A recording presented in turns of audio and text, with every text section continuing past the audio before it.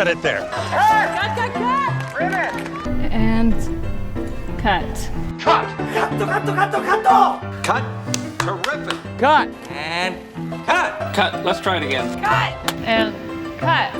Cut! Check the gate. Cut it! Welcome to Cut, just another movie podcast. I'm Manny. I'm Angie. And we're two siblings that love movies. Happy New Year, everybody. This is our first podcast of 2023. We hope you are all enjoying the new year, watching new films, television shows, whatnot. We have a pretty great podcast coming up for you guys. I'm really excited about this one because it's a movie that doesn't come often nowadays. It's kind of strange to be surprised for a movie that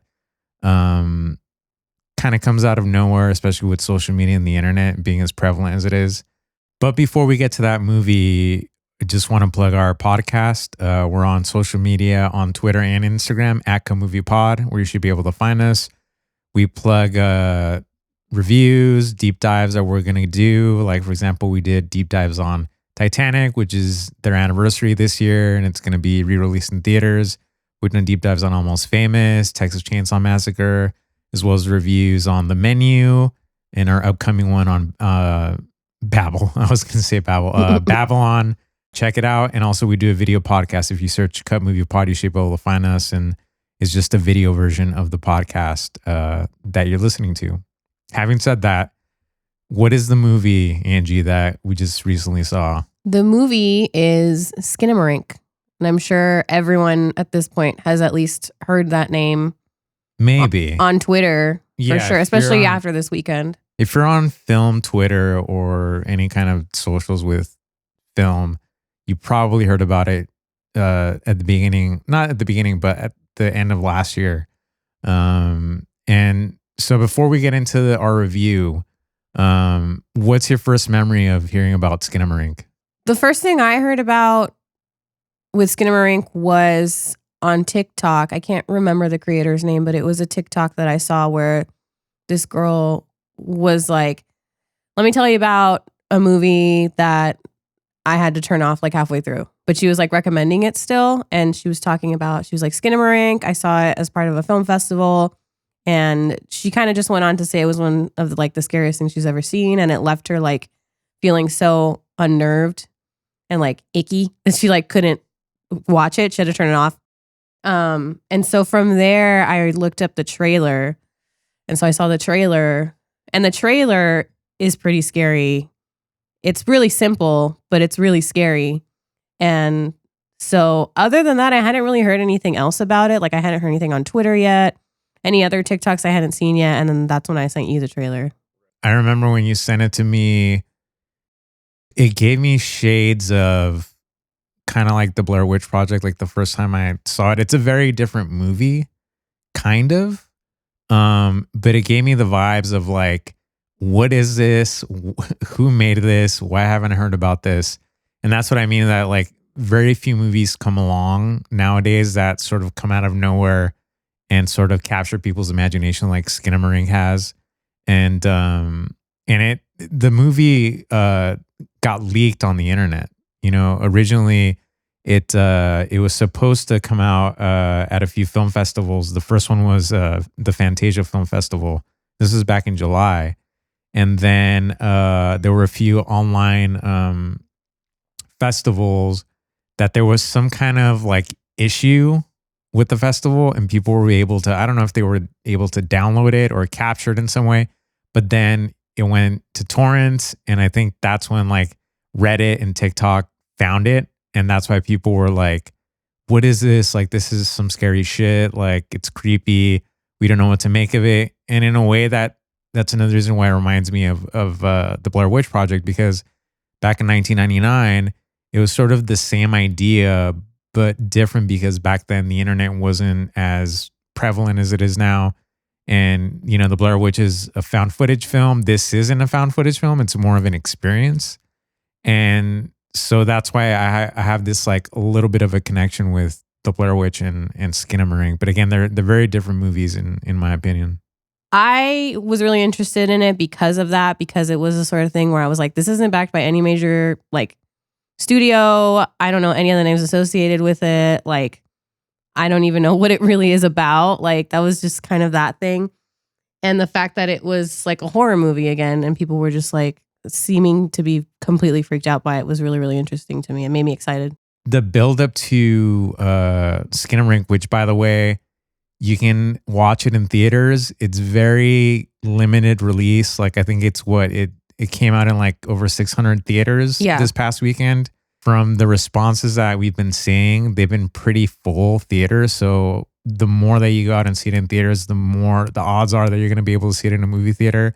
It's supposed to go on Shudder eventually, but they haven't really set out a date. So if you have Shudder, you can wait for that. But to me, if you really want to support it, is try to find a movie theater and go see it, because part of the experience of this movie has to do with seeing it with a group of people in a dark space with really great sound.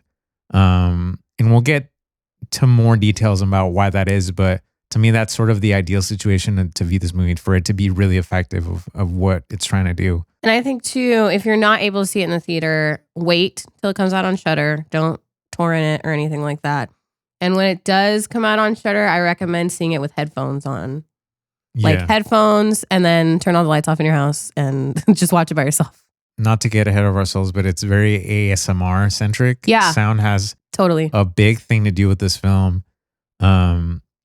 Before we get into our review of the film, we usually break up these podcasts into two parts. We'll do the spoiler-free version, and then we'll do the spoiler version. So for this time around, I don't know if the song Skinamarink is royalty-free at this point. I'm going to research it. So it's either going to be a little snippet of a Skinamarink, or I'm going to do static sounds, which is, again, a big character in the film. And if those who've watched it, you'll get it. And if not, then you're just going to have to deal with it. But it's going to be either one of those two sounds. We'll give you guys a clue when the spoiler part. Because, again, this is a movie. I don't know if you can even really spoil it. If we get into very specific stuff, like we'll warn you guys. The film was written and directed by Kyle Edward Ball, and it's his first feature film. And the cast is very basic. They're two little kids and their parents. One of the kids is named Kevin. The little girl is named Kaylee, and then there's the dad and the mom, and that's it. So it's like very easy to remember like who's in it. And the plot is essentially this, and this is from the official website of Skinamarink. The plot is two children wake up in the middle of the night to find their father is missing, and all the windows and doors in their home have vanished. To cope with the strange situation, the two bring pillows and blankets to the living room and settle into a quiet slumber party. They play well-worn videotapes of cartoons to fill the silence of the house and distract from the frightening and inexplicable situation, all the while in the hopes that eventually some grown-ups will come to rescue them. However, after a while, it becomes clear that something is watching over them. So, Angie, what did you think about not only just the experience of watching it, but as far as the film is concerned? So we saw the film at the Frida, which is in Santa Ana, and it's another one of those little movie houses that are really unique. This one's unique in a sense that it has two screens instead of, something like a New Bev that has one, which I thought was really cool. I'd never seen anything like that before. I'd never been to the Frida before. And it's a really cool little theater. They have like all like the posters. There's like a big mural when you walk in of like all these like really important movies. And it seems like they have monthly Rocky Horror Picture Show screenings because there's a big lip couch like in the back of the theater. And it's a pretty good size. So when we went to see it, all that I didn't even get the full synopsis when I read about it. The only thing I knew was it was two kids that wake up in a house, their dad's gone, and all the windows and the doors are gone. So when I went to see it, I was excited, to kind of see if it would sell out, like what size crowd, because this was 10:15 on a Thursday. So I was like, I'm curious to see how many people are going to show up and just kind of how the audience is going to react to something like this, because especially in horror, when you have like a art house horror movie kind of like this, it's very polarizing. Similar to when we were talking about Blair Witch, you have people who are like, this is stupid, I hated it, nothing happened. And people were like, no, like stuff did happen. You just kind of have to be patient with it.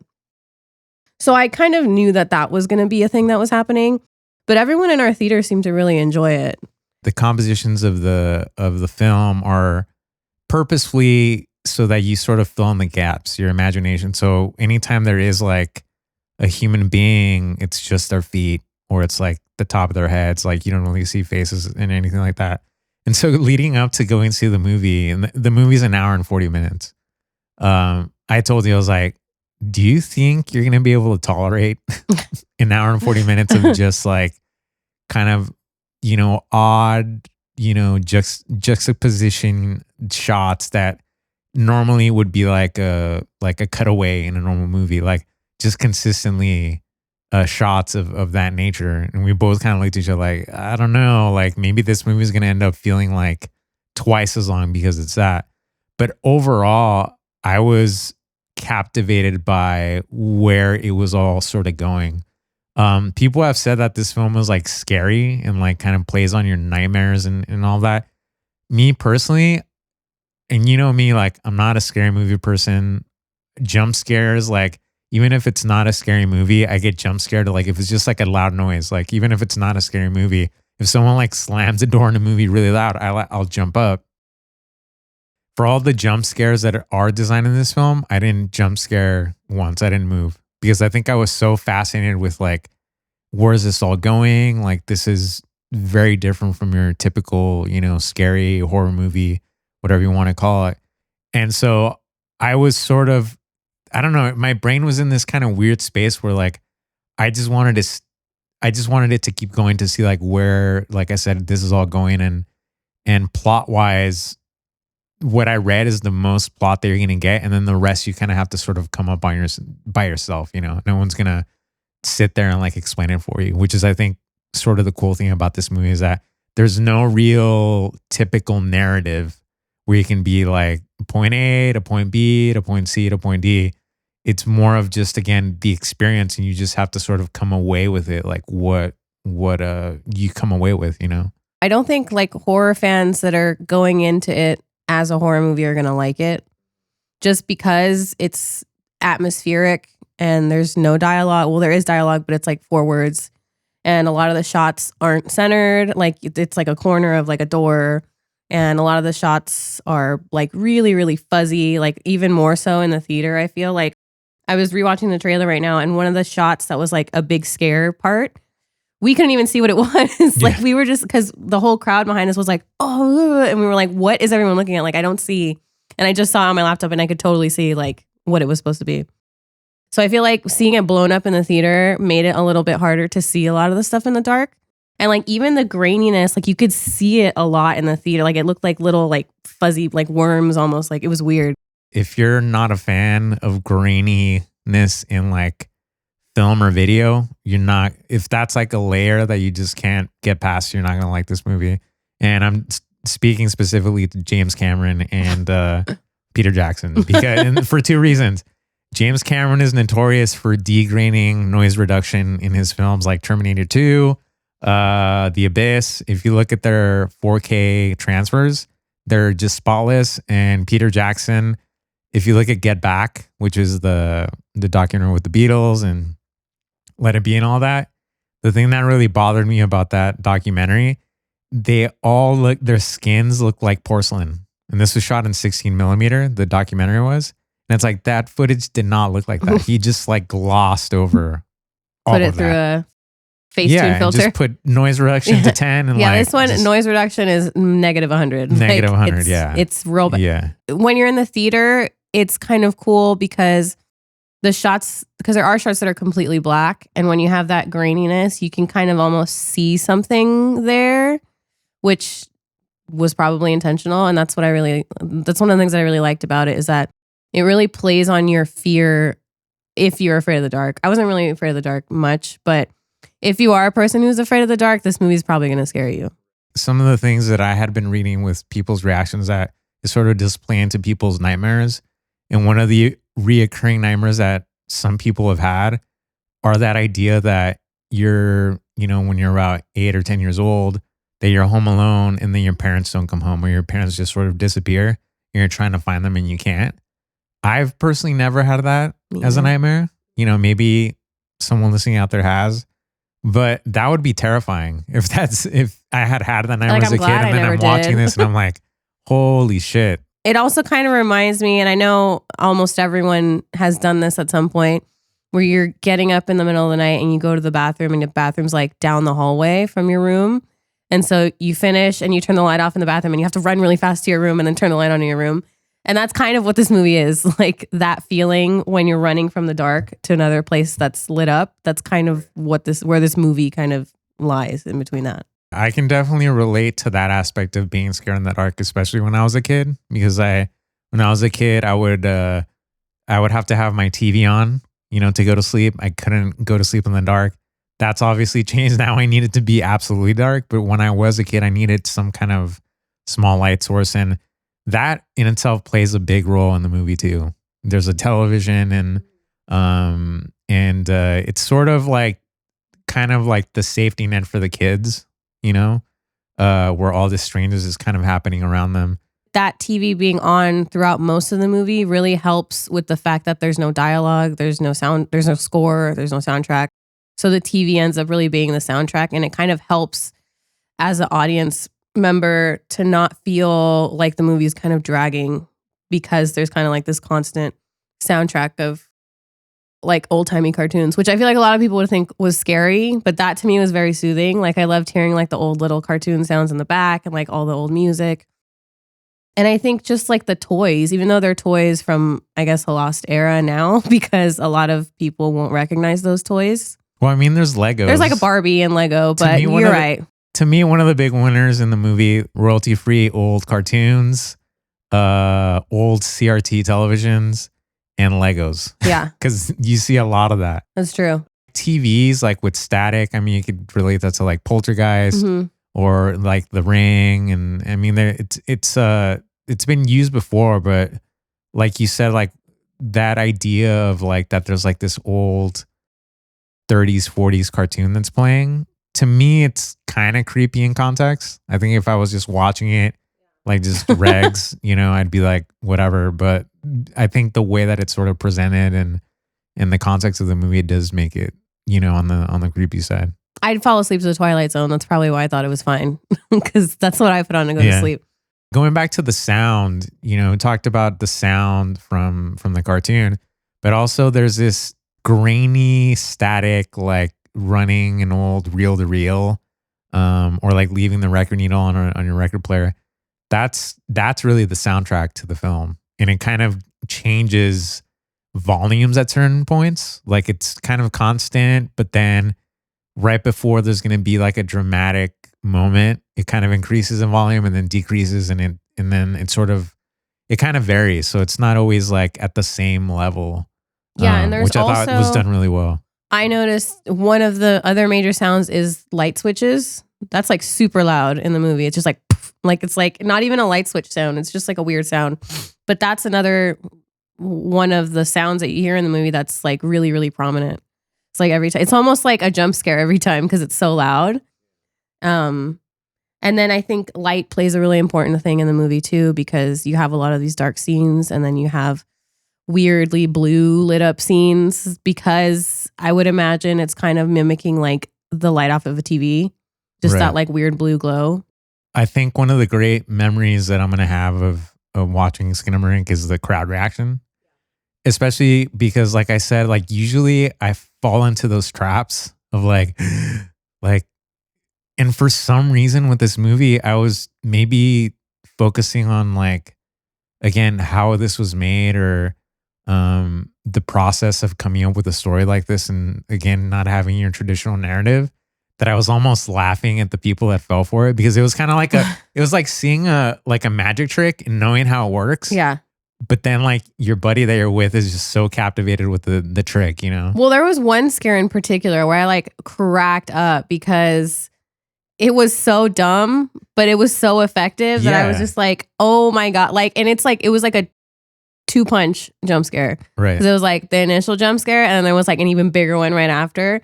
But just the fact that it was so dumb, and I'll talk about it in the spoiler section, but it got the biggest reaction out of the theater, was so funny to me. I like Right. could not stop laughing. one of the like the hidden heroes of this movie is the way it was cut together. Because in the beginning, it's sort of you get like the thing that I was afraid of with this film, like we talked about, is this gonna get boring? Like, am I gonna get tired of seeing door frames and people's feet and whatever? But it totally wasn't that. And in the beginning, you do get those repetitive shots to establish like the space, because again, there's no real wide shots. You know, this all takes place in a house, but there isn't like a wide shot to be like, this is the living room, or this is like the bathroom, or this is like the garage or whatever. They're very narrow spaces. And they're set up in that way. So when those jump scares do happen, you know exactly like where you're at. And like, you know, there's a sequence with like a nightlight that kind of freaked me out. And it wasn't even like that big of a big deal in the movie. It being shot that way, where you have these just like tight shots of the stairs or like a banister or like a light that's in the house or a fan, it really kind of makes it so that you're like, this is my house. Like, this could be my house because I have stairs, I have lights, you know, like you could imagine it being your childhood home, or you could imagine it being your home now. And I think that's what made it scarier to people, is that they're like, this could be my house. Like, you know, like this looks like my house. But you're really in this confined space, and it does sometimes feel a little bit claustrophobic. But they did such a good job with the pacing of it. And I think another big thing about this movie is the aesthetic. Like, to me, it reminds me of like liminal spaces. Like if you've ever been on Twitter, the back rooms, or or on Reddit, and it's like just, you know, photographs of these like very liminal spaces with like low lighting, and there's a little bit of grain, and you kind of have to use your imagination to look into the darkness of certain images, and they're very linear, you know, forced perspective. I feel like that the film took a lot of that energy and just put it into it, and so it's very of the time, as well as the throwback at the same time, because again, the graininess, but a lot of the post-production was to make it look like it was shot on, you know, film, 8mm, 16 mil, super grainy. And again, the soundtrack is very rough with, hiss and pops and stuff like that. So again, if I didn't know anything about it, I thought this movie was made in the like, you know, even back to like the 80s, you know, on a really low budget. And so a lot of that character in the movie is just the aesthetic too, which I really enjoyed. Funny that you should mention it seeming like it's from another time.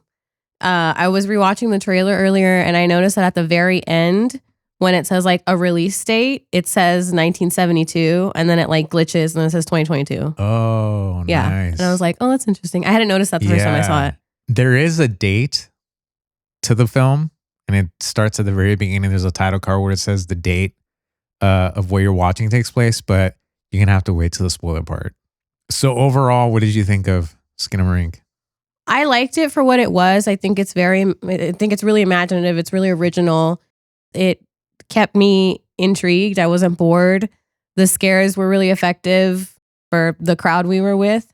I don't think that it's as scary as everyone is saying it is. That's kind of the part that was a little disappointing to me, is I was just like, it's not, you know, people were like, I was crying and like, I couldn't watch it. I wanted the movie to be over. Like, it's not that like at all. But it is a really interesting take on a scary movie. And I think the simplicity of it is what I liked about it the most, is because it was so effective, because it was so simple, and because it plays on the fears that everyone has as children, and like your fear of the dark and just kind of seeing things that aren't there. And I think the fact that every shot is like the corner of something kind of helps with that, because you're kind of just like trying to like see the other side of the shot. So I think it was really effective in doing that. And I liked it for what it was. I think this movie is going to be divisive. I think you're going to fall into two camps of like, this is boring. Like, I'm looking at door frames, and you're emotionally just disconnected from it.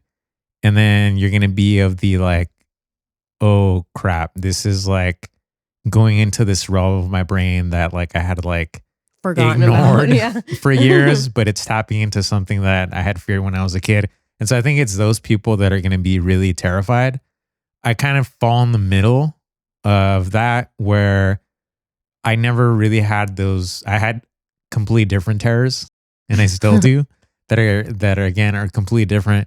But I also can't dismiss it as just like that. There's no like thought behind it. There's definitely a lot of thought behind it and a lot of narrative that breaks the mold, which is the thing that to me I love is that it's trying to go for something different. And I think they achieved it. And especially with the minimal budget that they had, and to come out of nowhere, and it's a first time director, and just kind of pushing the envelope a little bit into just something different in a genre that sometimes feels like we see the same tropes being played over and over again. You know, to go for something that's like very minimal, very of the time, like I said, liminal spaces. And I feel like there's a big internet kind of support for that. And that's something that I'll get into the spoiler part is that the internet really had a lot to do with the success of this movie and the fact that it's even being distributed in movie theaters and is going to be released on Shudder. I think it's a great sign of the times, just like Blair Witch was. And I think it's going to be remembered for all of that. Yeah, and it's also coming at a time in horror, I think, where original concepts are really being championed. Just like you said, because we're tired of the same old horror tropes. You know, we've kind of seen it all and done it all. And we're just kind of excited for some new stuff. And we have been getting new stuff. We have been getting different stuff. And it is because audiences go see it and they have like a pretty big say in whether or not it succeeds. And so, you know, you have movies like this coming out and it just goes to show that fans can have a say and kind of can, you know, put things out there that otherwise wouldn't have seen, you know, the light of day, basically. And I think the important thing too is that we still have a world where this like film is possible and can succeed. Because I was losing a lot of faith in that things couldn't be that original anymore, that they would just go straight to like, you know, a streamer and then not, like you said, see the light of day and then it's be over. The theater experience, I think, is what really defines this movie and really kind of, if you're going to get it, if you're really going to like fall for this movie, but in the best way, it is like through a movie theater. If you don't, find your buddy that has like the biggest screen possible, a projector with a really great sound system or like headphones, like Angie said. And I think that's probably the one con, which is, you know, it's not to blame, you know, the filmmakers or whatever, but I don't think it's going to translate to like a movie you catch on, you know, KTLA or something. You know, it's not going to have the same effect. If you're like cooking dinner and all your lights in the house are on, right? And if you sort of just stumble upon it and you kind of look at it for like a few minutes, well, it's not one of those. You have to like start from the very beginning and like set an atmosphere. But I feel like that's by design. Like I don't think the director. No. But that's like the only thing. That was me being nitpicky, is being like, it's not going to translate to TV or like, you know, if you just throw it on and you have friends over, like that's not gonna not gonna work. Like maybe watch it with one other person alone, but if you're watching it with a big group of people, unless they're like gonna be quiet the whole time and not look at their phones and like completely get immersed, then don't watch it with other people. If you have a friend that's like talking head and like just will not shut up during a movie, don't watch this movie with them. It has to be quiet, and again, you have to hear every detail of the sound because it's such a big character. Having said that, let's go ahead and go into the spoiler part. So again, I need to look at the royalty issue with Skinamarink. So it's either going to be that song or it's going to be just like tape hiss or a needle just going over a record.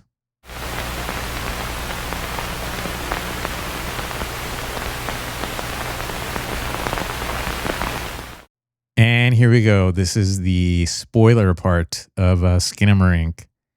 Do you know, Angie, the origin of the song Skinamarink? I was surprised that I even remembered how that song even went.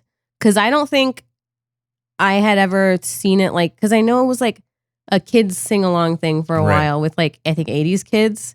And I knew the melody because you were like, does it have to do with, why is it called Skinamarink? And I sang the song and I was like, how do I know that song? Like, so I think that's pretty much the only thing. It was just in my brain for some reason. Right.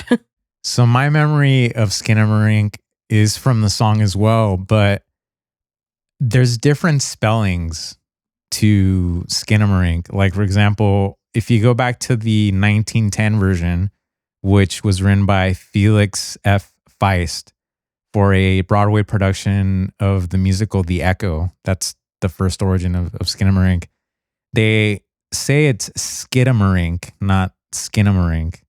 And especially because when you do the vernacular of the song, it's skitty marink a dink a boomp. Okay. But my memory of it is, if you guys have ever seen the film Ruby Sparks with Paul Dano and Zoe Kazan, there's this really creepy sequence. And if you haven't seen it, go see it. But if you have seen it, the premise of the movie is that Paul Dano is this like up and coming writer, and his typewriter manifests his perfect girlfriend. And so as he types in this typewriter, his girlfriend, played by Zoe Kazan, does whatever he types into it. And there's this like culmination scene where he's sort of fed up with the whole idea because he realizes that ultimately he can't control her. She's just going to do whatever she wants. And he writes in that she starts singing Skidamarink in front of him. And she does this like dance and like is singing it. But it's very like, it's creepy. It's awful, you know, because that's when he realizes that like this isn't going to work. And like, this is an awful idea. I'm like, what am I doing? But every time I hear Skinamarink, I think of that scene in Ruby Sparks. I wanted to talk about just the opening, because that's the only time you hear the dad talking. He's on the phone and he talks about how Kevin hit his head, like Kevin fell down and hit his head or something, right? And I don't know, I just thought that was really interesting, because then I guess just the way the movie plays out, you could be like, is this just Kevin's weird I hit my head concussion dream? Like, you know? And so I thought that it was kind of interesting that they put that in there. Do you think that Kevin's dad is calling 911 or is calling his wife? He's calling someone. He's not calling 911. I don't know who it is. But I think the way the movie plays out, they make it seem like the mom is dead. I don't know if I got mom is dead vibes, but I kind of forgot about that beginning part. Yeah. Honestly, to me, that's the question of like that maybe he is calling his wife or Kevin's mom, and then something happens to her in the process. Okay. Maybe that. But again, that's up to interpretation and all of that. But because after that, I don't know if there's like a moment where I could say like that his mom is like definitely, or their mom is like gone or like missing or whatever. Something happens, and that's when sort of things start going haywire in the house, and windows start disappearing. Those are some of my favorite like edits of like, there's a shot of like a window and then it's just like a hard cut. And it goes boing, like disappears. And it disappears. My favorite is the toilet. The toilet, yeah. Because you're like, why take the toilet? Yeah, right? Yeah. Where are these kids going to go to the restroom? And I think there is like, there's like a sound later in the movie where like it sounds like one of them is peeing, right? Yeah, I think so. Yeah. Okay. I think the first jump scare was the doll, right? On the That ceiling. one got me because I wasn't paying attention. Oh, you know what? I just remembered the chair that's on the ceiling. That was so poltergeisty. Yeah. That's totally what it reminded me of. And that was really cool to see in the theater because you could hear everyone slowly realizing what had happened, because everyone was like, oh, and then they were like, oh, and like it just got louder. And so I thought that was really cool. It came out of nowhere. Yeah. And that's when you sort of realize that there's something up in the house. And it does, because it's so darkly lit, it kind of takes your eyes to adjust a little bit, and it's on the far top left corner. And I did that out loud. I was like, oh. Yeah.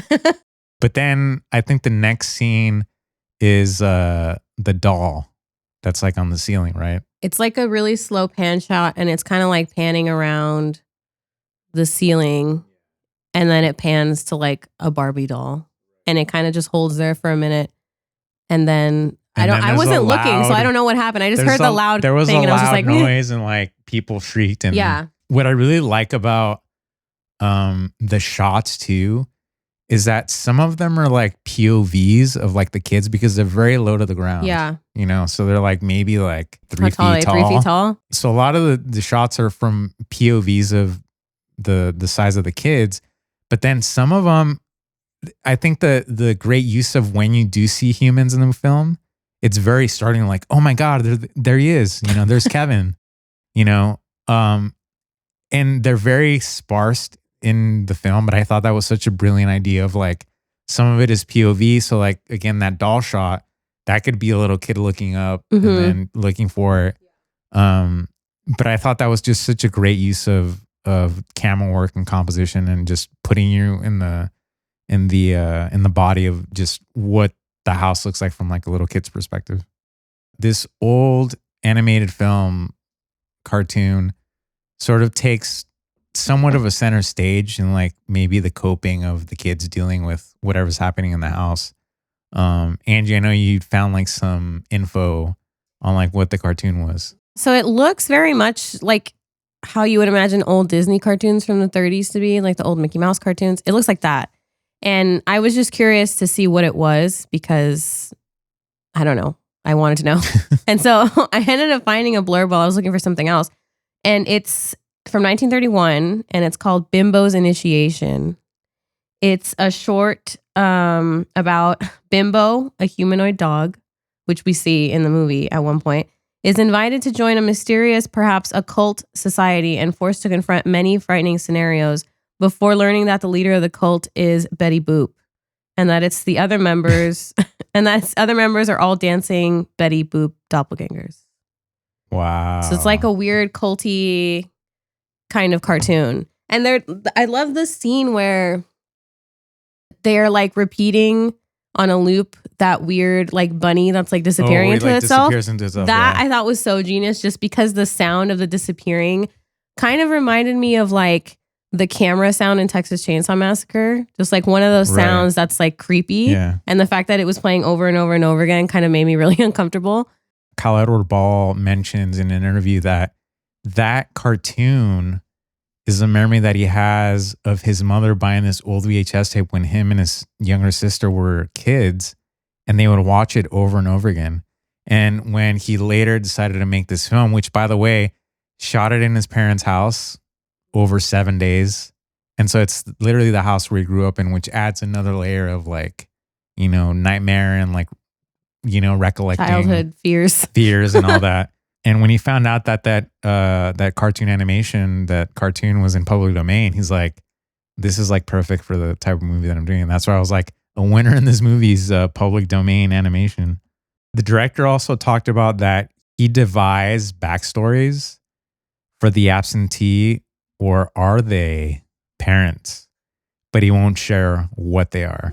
And he basically said that he's leaving up to the audience to sort of maybe it'll be in the Criterion release. I hope so. I hope it gets Criterion. He needs all the releases. I said earlier that I thought the film had broken sort of the narrative when it comes to films, that it's not your typical narrative. But Ball, the director, talks about that the story is linear with an inciting incident, rising action, climax, and then descending into action, but acknowledges that within Skinamarink, there are mysteries for me, and said if people pay attention, they see it's basically a Hansel and Gretel story. Well, Hansel and Gretel are the little brother and sister that get eaten by the witch. So you can translate it to them getting eaten by the house. And that was actually one of the most chilling scenes for me, is when it's like that Lego shot with like the tiny house that's like the Lego are all on the ceiling, I think, and they're all kind of like bunched up. And then it says like 572 days. And I was just like, oh my God. Like that was like, I think that's one of the scariest parts is when you realize that how long they've been in the house. I love that shot too. And like, it reminded me, and I've said this since I saw the synopsis of the movie, there's a book called House of Leaves. And it just reminds me so much of that book because the book is kind of complicated to explain, but part of it is there's this house that ends up growing. There's a dark hallway and it just gets bigger and it's like in the house, and like they go back and explore it the next day and it's like a mile deeper. And like rooms start coming out that weren't there before, like banisters start moving over. It's just like kind of like a morphing house. So the house as an entity is kind of the way I see the house in Skinamarink, and like in the Hansel and Gretel story, I just see the house as the witch that like eats these two kids, basically.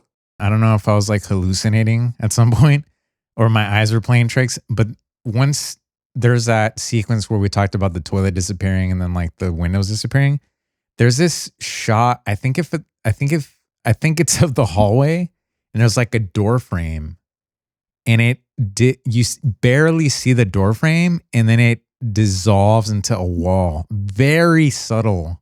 Like you could barely see it. And I was looking at that and I think my jaw was like this. Do you remember that? I don't scene? remember that. At that point I was just like, I don't know if I'm seeing things or it's the movie, but I that's one of my favorite memories too of watching the movie, where you start questioning like what you're seeing. Yeah. And like you talked about in The Grain too, where you're like, especially when it's complete art, it's like, is that a form of something? Or is that just my imagination playing like tricks on me? Well, yeah, especially in the last shot where you see it's like dark and then you see like a face kind of like Who do you slowly. think that is? I don't think it's either of the kids. I don't know. I think it's whatever's in the house. I think it's the manifestation of the dad. What it reminded me of, and then I saw a side by side today and I was like, that almost looks exactly the same, is the reveal shot. I can't even tell you because you haven't seen it. The reveal shot in Lake Mungo, which is another, like, I would probably do a double bill with these two because they're pretty similar. The reveal shot in Lake Mungo works the same as the reveal shot at the end of Skinamarink, where it's just like a really, really slow pan and you're kind of like, what am I looking at? What am I looking at? And then like once you see it, you're just like, oh my God. And it's like someone put two shots side by side, and even the way the face is like formed, which is very specific in Lake Mungo, it looks the same. Really? Yeah. Okay, so I went on IMDb and I'm doing that right now as you're telling me that. I saw a photo. Did you see the photo of the guy who played the dad? No. And I think it's him? I'm going to show it to you right now. I want your like reaction. I guess. I don't know. It's just like, I couldn't really find features on the face at the end of Skinamarink. It seemed like to me that whoever the dad was had been overtaken by like whatever's happening in the house. Okay. And he kind of lost sight of who his kids were. And then it's just like, I don't, because he asked like, what's your name? Yeah. Right? Who knows if it's him? It's probably not him. It might not be him. I don't know. The house but is it's asking. super grainy and Yeah. And then it just sort of ends. But going back to one of the creepiest scenes is the parents' bedroom. So what was that thing that you saw in the trailer? Right. So in Which the I didn't see trailer, while watching the movie. in the trailer, you can see the shot, the same shot where we were in the theater and everyone is freaking out and we're like, I don't know what they're looking at. It's the wide shot of just And the it's bed, the bed, right? but the dad's sitting on you can see the dad sitting on the side of the bed, like facing away. So like if you were to come into a room and the bed's right here, the dad's sitting on the edge of the bed facing that way. So you don't see his face. You just kind of see the outline of his shirt, like his back. Oh, okay. And so that's what people were freaking out in the theater. And we didn't realize it until the next shot where you see his feet. And that's when we were Well, like, you see his oh, like, leg. yeah, his legs. Yeah. You see his legs because he's sitting on the edge of the bed. And that was one of the scariest scenes for me. That's probably the scariest scene because the sense of dread that is built in that scene is so scary that when he does say something, he says, look under the bed. And everyone was like, no, like And everyone then kind of the like camera- and squirmed. to me, that's sort of the great sequences in movies where there's a narrative within the movie of like, there's something bad, don't look under there. And one of the characters in the movie says, look under there. And Yeah. his audience member are like, oh, fuck. And that also plays into childhood nightmares because you're like, don't look under your Look bed. under There's the monsters bed, under yeah. the bed. That's why I don't have it under the bed. I have a platform bed. And also growing up as kids, you know what we had under our bed?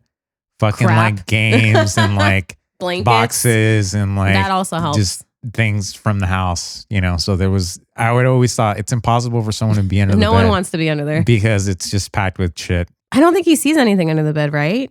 No, I didn't see anything. Yeah, it's just like a really slow kind of fake out scare. But that was another great audience moment because Right. people were like, yeah, like, and then you when know. he comes back up is when he sees his mom on the other side of the bed. And that was like another freaky part is people were like, oh, fuck. Like, And she's just sitting again there, but looking away. I think that's kind of one of the scariest things for me to look at is someone with their back turned to you and you just see like the back of their head. Blair Witch. Yeah, or like I think of that scene in The Simpsons where Homer's hallucinating and he sees Marge and he's trying to run Oh, to see her right, face, but right. it's just her back the entire time. That's frightening. And so, and same, you have a shot later where you see Kevin and he's sitting in the hallway, the poster, and he's just, his back is to you. And I think that's something really scary to look at least for me. It's frightening. That scene got my heart pumping. I know I said how like this movie didn't really scare me or anything, but that scene definitely got my heart rate up. The telephone.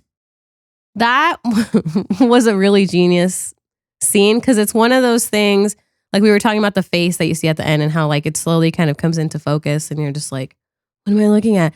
The same thing happened with the phone, but it's funny because at first you just see like eyebrows, like it looks like two little eyebrows in the dark because this scene, it's just like focusing in the dark and you don't see anything. And then you see like two eyebrows that go like this. And then you're like, what? And then you see like a nose and you're just kind of like trying to focus on trying to find what you're looking at, like trying to make shape of it. And then the light turns on and it's a fucking like toy telephone, the one with like the little eyes from like the 80s. Isn't it in Toy Story? I don't know. Is it? Phone with... It might be in Toy Story. Yeah. So then it like shows the phone and everyone was just like, ah. And then like it lingers on the phone a little bit and then the eyes just go boonk and like go down and people like freaked out. And that was the funniest thing to me because it was so simple and it was so stupid, but it so worked. effective. And it was really funny. Going back to the whole idea that you don't show faces, there's the lack of it. So as human beings, like that's what we look at. We look at faces for reactions and to get confirmation and all that. And so the fact that you can't make out this face and then you realize it's a toy and then it moves, it's sort of like, it's like a double jump. It's a good one too. It's a good one too, for sure. The last 15 minutes is where, and I hate to use this when I'm talking about someone's movies that aren't David Lynch, but the last 15 minutes are where it really felt Lynchian to me. And it's even on the poster where it's like, this is like if David Lynch directed Poltergeist. Because they get more and more abstract, like especially that shot where you see like the blood coming out and then the blood goes back and then the blood comes out and then the blood, and then you have that upside down like Lego scene. And it's just kind of noise. Like it's kind of nothing makes sense anymore. Everything's kind of just jumping back and forth. And then when you do kind of land, you see the 572 days and you're just like, And so that to me was just a wild ride. Like the last 15 minutes were when the movie goes like full insane mode. And then the other part that was really scary was kind of where Kevin calls 911. And whatever that is in the house tells him to stab himself in the eye. And then you just see like the blood on the back of the cupboard. That was really, really scary. It was really creepy. And then you have him like talking to the 911 operator. And I don't know, it's just very creepy events. Because I was so fascinated with how this movie came about and the director and the origins and all of that. I tried to do as much research as I could. To try to make sense of it and to the questions that I had. And I found some really cool, just kind of tidbits, if you will. So Ball, the director, had been uploading short films since 2017 on a YouTube channel called Bite-Sized Nightmares. And he tested the idea of Skinamarink on a short called Heck, which is 30 minutes long. And he uploaded it in July 2020. And from there, he got comments through Reddit and YouTube. And so in an interview he gave, he basically talks about that's why the audience and like the internet was like the co-director of Skinamarink, because he took those feedback as like notes, like you would from like a studio or like a producer or whatever, incorporated that all into Skinamarink. And I thought that was really interesting. And I asked you earlier if you had heard about that YouTube page called Bite-Sized Nightmares, because I really want to see Heck, because apparently it's like... We'll watch it after. Okay. Like I said earlier, Skinamarink was shot in a week, August 2021, at his parents' house in Edmonton, Alberta, Canada. Ball's original cut was 20 minutes longer, which meant that the movie's running time was going to be a full 2 hours. That's so long. But after that feedback that I talked about, he started hacking away at it. Even though his boyfriend told him the 2-hour version is like, fine, you didn't need to cut that out. Release the 2-hour version. That's going to be in the... Criterion? Yes. In the supplements, as like the Criterion calls them. Some of the inspiration that Ball got was from Ty West's The House of the Devil. which if you haven't seen that movie, I think I brought it up to your attention back in the day, right? Yeah, you sent me the trailer for it. Like Skinamarink, the aesthetic is what got me. And if I didn't know that movie had been made in, what year was that? God, 2000, Late 2000s? 10, Early maybe? 2010s? Something around like there? that, yeah. I wouldn't have guessed that it had been made there. I thought it would be made in like the 70s. And so he really liked the aesthetic and wanted to make a movie that wasn't of this time. And he even talks about in this interview about why don't we make more movies that look like this, that look from like the 60s or 70s or 80s. I feel like the answer to that is because it can get tired. Like it can feel forced. Kind of the way like how Ty West X kind of feels a little forced. Like this is the 70s. Like, and so I feel like it's very easy to go from this genuinely looks like or like this is a cool, like looks like the 70s to go from that to like hokey and be like, well, this is, So I think maybe that's why people don't do it as much is because I think it'll get tired. One of the things that I read that Ball talked about versus something being scary versus creepy. I don't know if you'll agree or disagree with this. And he related it to The Shining. He said that when The Shining came out, it didn't really get the response that it got today because The Shining is not scary, it's creepy. And creepy only gets creepier with age. Creepy stays with you because creepy is what you think about at night. Scary isn't. Like much like this movie, creepy is the hallway being dark and your nightlight falling on the floor when you need it there, versus scary is like, I don't know, someone jumping out at you from like a door, like, I don't know. It's just like a lot of times when you think about movies that really scared you, at least for me, I guess it could be different for another person. You think about these really creepy moments, and I say creepy because they're subtle. They're not like in your face.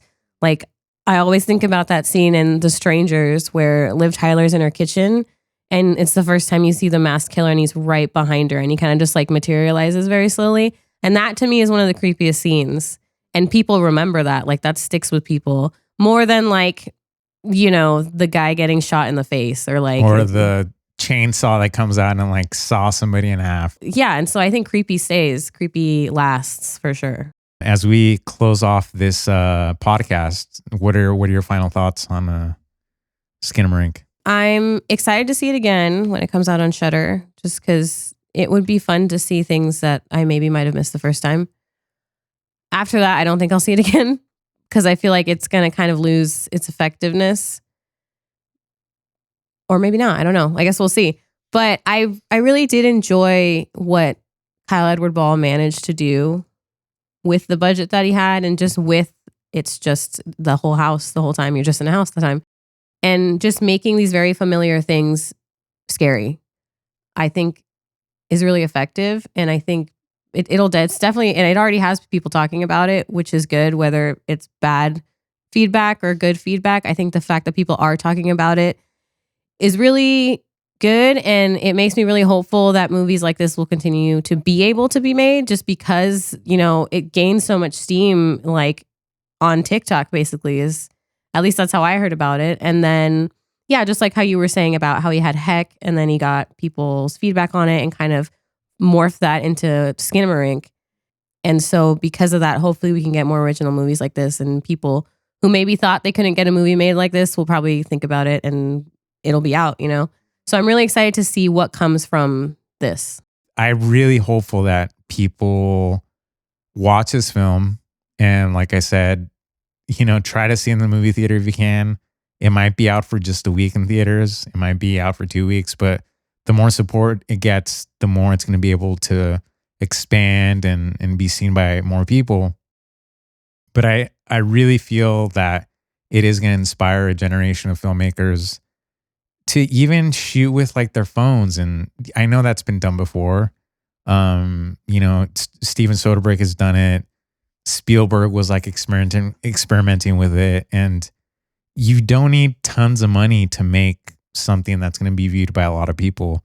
And that's why I love Skinamarink for what the narrative is and and what we talked about it being a movie. But what I love even more about it is that the trend that it could start sending of people that you don't have to settle for YouTube. You can set your, goals to be seen in a movie theater.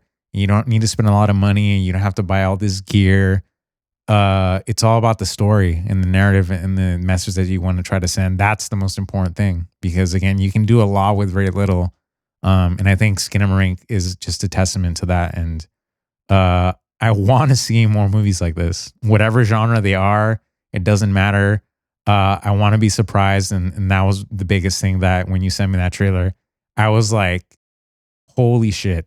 Like that. And that's what I miss with movies, is that so much of it feels so like stagnant, and like it's the same people making the same movies. And to have someone that I didn't know making something that didn't fit the cookie cutter of what we expect to be a movie, that's, to me, is really fucking exciting. Like I can't even remember the last time a movie sort of came out this way, where it was just kind of like, I think back to like Cloverfield. Yeah. And I know that was J.J. Abrams and and his group of friends and whatever. It came out of nowhere, It wasn't published anywhere, and people were like, produced by J.J. Abrams, and like, But other than that, I can't think of anything else that like took me by that much of a surprise. No, and even I watched the trailer on my phone, and it sucked me in so fast that like I was in the living room and I heard a sound while I was watching the trailer, and I just went, what? Like almost like through my phone, just because I was like so immersed into this trailer. And I wish the movie scared me as much as the trailer did, because it didn't scare me as much as the trailer did. But it was still a good movie. I would recommend it for, especially if you're not into gory scary, because there's very little of it. Most of it is in your mind and psychological. And again, depending on your upbringing and the things that, gave you nightmares. But I really enjoyed it, and I really want to rewatch it again for some of the things that we missed. One of the things that Ball talked about is that there is a scene where there is a human in it, but him and the director of photography, when you see the final version, you can't tell that there's somebody in it, but there's somebody in it. And they're the only ones that know what scene it is, and he won't say like what it is. So, but I love shit like that, where it's like you have to figure it out and come to your own conclusions, and it creates a conversation, between your buddies and and I people. love that the movie makes you pay attention to it. Like you can't be on your phone. You can't literally. Before the movie started at the Frida, the guy that introduced it was like, literally, if someone takes out their phone, it's like the illusion is ruined for everyone. And he mentioned having patience with the movie, and if you have patience with it, it's going to pay off. And to really kind of let the movie take you on this trip, basically. Right. Because if you're like not in it, you're not going to get anything out of it, really, if you're like kind of half watching it. Yeah, I really feel the same way. It's like a ride. You have to sort of give yourself to like being on a roller coaster. If you're resisting it for any reason, you're not going to like it. Yeah. You're going to fucking hate it and have a miserable time. So just, watch the trailer, but I would say the least that you know of this movie, which means if you don't want to listen to this and then watch it and come back, do that. The more you give into this movie, I think the better experience that you're going to have overall. Having said that, that wraps up our review and a little bit of a deep dive into Skinamarink, which we highly recommend you guys check out in any format. We are on social media at Instagram and on Twitter at Come Movie Pod. And like I said, we do a video podcast on YouTube. Just search Come Movie Pod and you should be able to find us. Coming up we're in the thick of award season. So we're building up to our big predictions Oscars podcast. Until then, just be on the lookout, and that's why you should subscribe, like, comment, especially on YouTube, because that helps the algorithm and just boost our reviews and our deep dives overall. Thanks again for listening, and we'll catch you guys on the next one. Cut. That's a wrap.